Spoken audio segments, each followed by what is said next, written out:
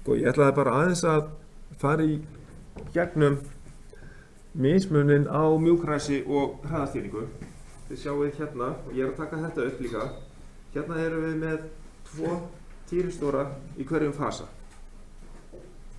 Og við þurfum líka varnarbúnað tengdan við þetta í mörgum tilfellum, en oft er straumurinn líka einhvern veginn mældur og þá er bara ekki sendt neitt signal út hérna ef að eitthvað er að gerast hérna með mótorinn.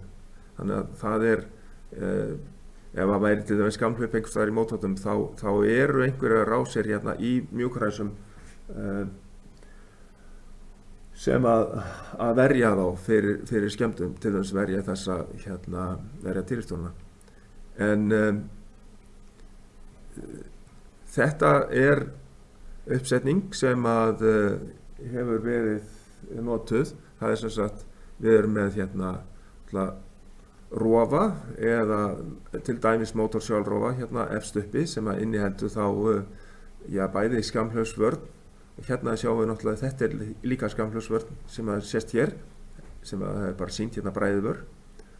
Og já, núna, en ég er að hérna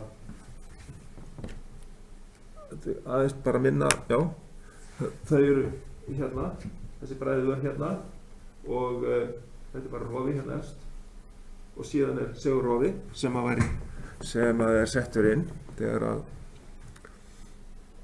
á að tengja mótorinn sem sagt, og svo er hægt að vera með hérna yfirálasvörn, tvímannsvörn hérna fyrir mótorinn, og aðferðin er sem sagt svo að lækka spennuna inn á mótorinn svo hann dragi minni straum í ræsingunni, og það er miklu betur hægt að stjórna sem sagt þá ræsistraumnum þegar að við erum með tök á öllum sem sagt allri riðbylgjunni og í öllum fösum.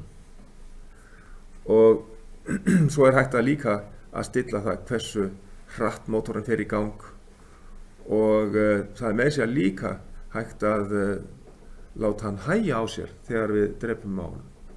Það er til eitthvað sem heitir soft stop, það stendur nefnilega hérna líka. Það er bæði soft start og soft stop til. Þannig að það er bara sama unitinu náttúrulega. En svo er bara sett upp hérna stýrirás fyrir þennan segulrofa hérna. Það er bara þetta hægra megin.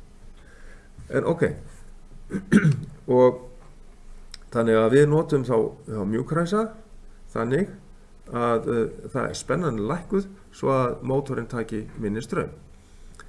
En hraðastýringar hafa líka náttúrulega verið notaðar í sjálfu sér sem til þess að koma mótorum í gang. En hérna er bara önnur mynd af annarri útgáfu, og þetta er líka frá hérna sem sagt úr einhverju svona seríu, VAF-LT, sambærilegri seríu og við vorum að skoða áður. Og hérna er til dæmis spennan tekin inn hérna, L1, 2 og 3, og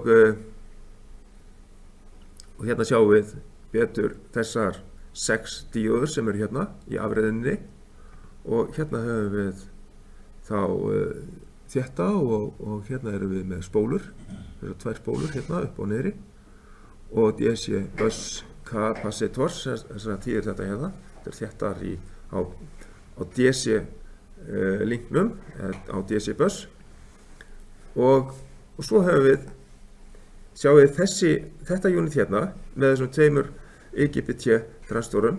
Þetta er til þess að draga strauminn í gegnum brake resistor hérna. Þetta er hemlunarmótstaðan hérna sem að tengist á hérna, og ástæðan fyrir því að þetta er brotalína hérna, að það má sleppa hemlunarmótstaðan eins og við sleppum henni hérna til dæmis inn í stofu.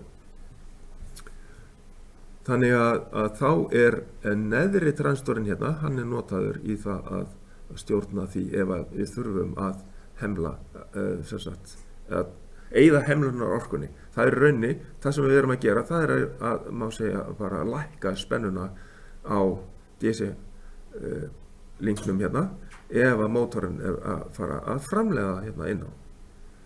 Það er alltaf verið að púlsa hérna inn á þennan áreiðunar hluta hérna, og þannig að við getum bæði fengið orku frá netinu inn á mótorinn og líka tilbaka frá mótornum og inn á netið eða inn á DC-linkin hérna sko. En já, við getum í rauninni ekki hérna fengið orkuna tilbaka nema eins og ég sýndi ykkur áðan að þá þyrftum við að vera með aðra hraðastýringu sem að snýr á hinn veginn. Þá þyrftum við að vera með fasta tíðni sem sagt á áreiðunar hlutanum tilbaka inn á netið.